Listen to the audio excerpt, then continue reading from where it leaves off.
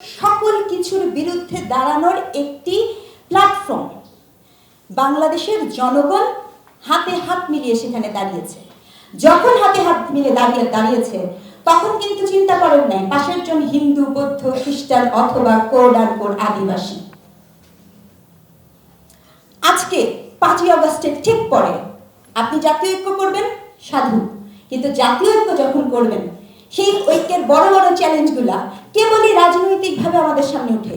আমি তো আমার অস্তিত্বের ঐক্যই পাই না, আমি তো আমার হিন্দু সনাতন ধর্মীদের ঐক্য পাই না, আমি তো বৌদ্ধদের ঐক্য পাই না, আমি তো আদিবাসীদের ঐক্য পাই না, কারণ তাদেরকে যেভাবে নিপীড়নমূলকভাবে মারা হয়েছে সেটি বিমানবীকরণ। মানুষ হিসেবে বাঁচার জন্য যারা যুদ্ধ করছে 5ই আগস্টের পরে আপনি স্ট্যান্ড দিয়ে যেই মারুক মেরেছে, তো দেখেছেন তো ছবিগুলো, দেখেছেন তো শ্রেষ্ঠাকে কোথায় দিয়েছে সেটা। মানুষ হিসেবে আমার অধিকারী যখন খর্ব তখন ঐক্যের প্রসঙ্গ করে বড় বড় রাজনৈতিক ব্যানারে ভোটের গল্প করে জনগণের পেট কখনো ভরে না। আজকে বাংলাদেশ নিয়ে কথা বলেন, বাংলাদেশের রেমিটেন্স আসে কোথা থেকে?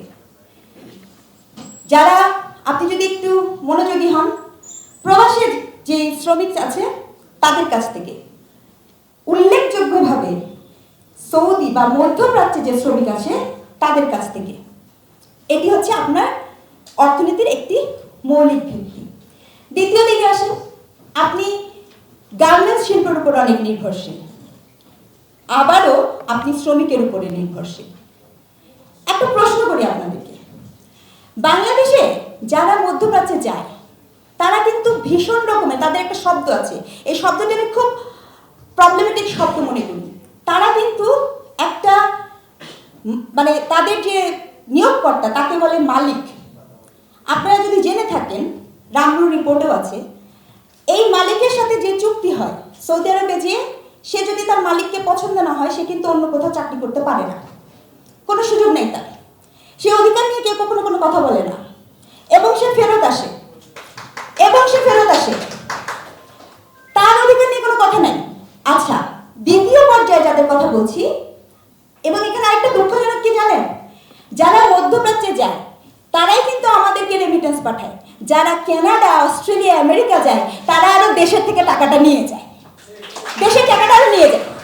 গল্পটা হচ্ছে এখানে, আমি জানি ভারতের পররাষ্ট্রনীতি, ভারত বাংলাদেশের রাজনৈতিক কূটনৈতিক সম্পর্ক নিয়ে আমি ভীষণ ক্রিটিক্যাল হতে চাই, কিন্তু আমি এও বলতে চাই যে ইন্ডিয়ার রেমিটেন্সটা আসে আমেরিকা থেকে, আইটির থেকে। তাহলে এই যে গল্পটা, শ্রমিক আপনি বিদেশে দিচ্ছেন, শ্রমিক আপনি দেশে শ্রমিকের উপর নির্ভরশীল, কিন্তু আপনার দেশে শ্রমিকের অধিকার নাই কেন? আপনার দেশে শ্রমিকের অধিকার নাই কেন? যেখানে আপনার পুরো অর্থনীতির চাকা মানদণ্ড বসে আছে শ্রমিকের উপরে, আপনি ঐক্যে পৌঁছাবেন। কোথায় লেখা আছে? কে বলেছে আমি শ্রমিকদের অধিকার নিশ্চিত করব? ঐক্যের আন্দোলনে শ্রমিকের প্রতিনিধিত্বকারী কোথায়? আপনি গণতন্ত্র রক্ষার আন্দোলন করেছিলাম, আমরা গণতন্ত্র রক্ষার আন্দোলনে নেমেছিলাম, আমরা কোনো পপুলিজমের আন্দোলনে নামি নাই যে এটা পপুলার তো আমি এখন এটাই শুনে ফেলবো। আমরা গণতন্ত্র রক্ষার আন্দোলনে নেমেছিলাম। গণতন্ত্রের মানে কি? গণতন্ত্রের মানে কি এই যে আমার পেশির অনেক শক্তি, তো আমার অনেক মানুষ আছে, তো আমার কথাই সহি না। গণতন্ত্র মানে যে আপনার ভীষণ রকমের দুর্বল প্রান্তিক তারও কথা বলার অধিকার নিশ্চিত করা। সেই গণতন্ত্র আপনি যদি নিশ্চিত না করতে পারেন তাহলে আপনি কিসের ঐক্য বোঝাবেন? ঐক্যটা আসলে কিসের?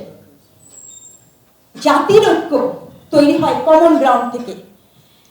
আগামবেন, জর্জিও আগামবেন, হোমোসেকার তার একটা কনসেপ্ট আছে, আপনি যেখানে মানুষকে মানুষই হতে দিচ্ছেন না, মানুষের মৌলিক মানবিক অধিকার সেটা দিচ্ছেন না, সেখানে ঐক্যের প্রসঙ্গ করে এই যে কাট অফ করার রাজনীতি, সাইডলাইন করার রাজনীতি, সেটিকে প্রশ্নবিদ্ধ না করে কোনো জাতীয় ঐক্য গঠন করা যেতে পারে না। এটিকে প্রশ্নবিদ্ধ করতেই হবে আপনাকে। আপনি বাংলাদেশে যেই মুহূর্তে অবস্থান করছেন, ঠিক সর্বশেষ সেন্সাস অনুযায়ী বাংলাদেশের নারী এবং পুরুষের ওই ইস্যুতে আনুপাতিক হারে নারী তো আর এগিয়ে। আমার দুঃখ নিয়ে বলতে হচ্ছে, জাতীয় ঐক্যের যে ছবিটি আমরা সামাজিক যোগাযোগ মাধ্যমে দেখেছি সেখানে কেবলমাত্র 2 জন নারী পেলেন, রাজনৈতিক দলগুলোর নারী প্রতিনিধিত্ব নাই? তারা কোথায় ছিল? মঞ্চগুলো কেন আপনাদের এরকম হয়ে গেছে? এবং খুব ক্রিটিক্যাল প্রশ্ন করলে একটা উত্তর আছে। উত্তরটা কি জানেন? উত্তরটা হচ্ছে কাউকে তো পাই না। আমরা কিভাবে পাই? আমরা কিভাবে পাই আর আপনারা কিভাবে পান না? তার মানে আপনার দেখার চোখের মধ্যে, আপনার নরমালাইজেশনের মধ্যে আমরা ঢুকে গেছি। আপনি মনে করছেন এদের অনুপস্থিতিটাই ভীষণভাবে নরমাল। এই নরমালাইজেশন থেকে আপনাকে বের হতে হবে। আপনি প্রান্তিক জনগোষ্ঠীকে যদি অন্তর্ভুক্ত না করতে পারেন, আপনি যদি পাহাড়কে অন্তর্ভুক্ত না করতে পারেন, আপনি যদি সমতলকে অন্তর্ভুক্ত না করতে পারেন, আপনি যদি চা বাগানের শ্রমিককে অন্তর্ভুক্ত করতে না পারেন, আপনি আসলে কিসের ঐক্যের কথা বলছেন? শুনতে তিতা হলেও আসলে আপনি ক্ষমতায় যাওয়ার ঐক্যের কথা বলছেন। আপনার মূল ঐক্যের জায়গা হচ্ছে, চলো ভাই, রাজার আসনটা, সিংহাসনটা আমার চাই, তোরা যে যা বলিস ভাই, আমার সোনার হরিণ চাই। তো ওই সোনার হরিণের পেছনে যখন ছুটেন আর সেই ঐক্যের গল্প যখন করেন, চ্যালেঞ্জটা, সংকটটা ঠিক ওখানেই তৈরি হয়। অবশ্যই নতুন রাজনৈতিক দল একটা কেন, আরো 5টা আসা উচিত। এ বিষয়ে আমার কোনো দ্বিমত নেই, অবশ্যই আসা উচিত। কিন্তু যে সাকিব ভাই একটা কথা বলে দিয়েছেন, নতুন রাজনৈতিক দল আসবে আপনি যখন, আমি উইথ ডিউ রেসপেক্ট বলতে চাই, আপনি যখন সরকারের গুরুত্বপূর্ণ পদে পদাসীন থাকেন থেকে আপনি কোন দলের হয়ে বলতে পারেন না। পারেন না মানে পারেন না, এটাই ঐক্যের মূল কথা। গত সরকারের সময় গুটি কয়েক মানুষ আমরা যারা কথা বলেছিলাম তাদেরকেও যেমন ভয় পাই না, আজও ভয় পাওয়ার কোনো কারণ নাই।